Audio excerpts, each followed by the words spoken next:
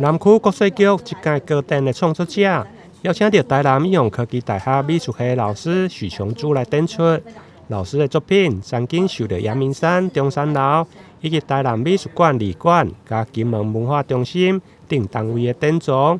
日前伫南区国税局9楼艺文展览区举行开幕式，吸引不少的民众到场参观。这次展出的作品有40幅，然后是亚克力泼彩的流动画。那流动画呢，从调色到流动成作品偶然性非常的高。那要有丰富的调色经验才能够创造出好的作品。那老师的作品呢，也结合了写实技法，让作品呈现更多元的面貌。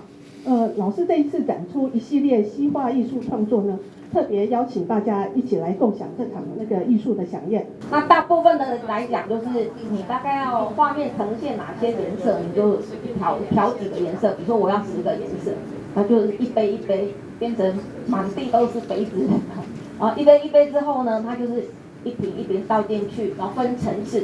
比如说我一共10杯，我倒了10次。然后再从第一杯开始倒，它会有不同的渐层。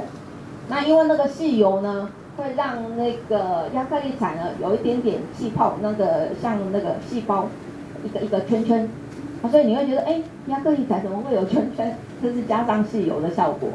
这届展出的作品拢是亚克力泼彩流动画。老师表示，流动画对调色到流动性作品，因为偶然性真悬。需要有丰富的调色经验，才能够创作出好的作品。其中结合花鸟、写实的技法，让作品呈现更加多元的面貌。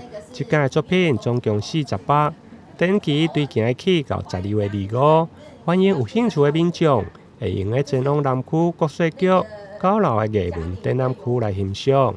台南新闻林根采访报道。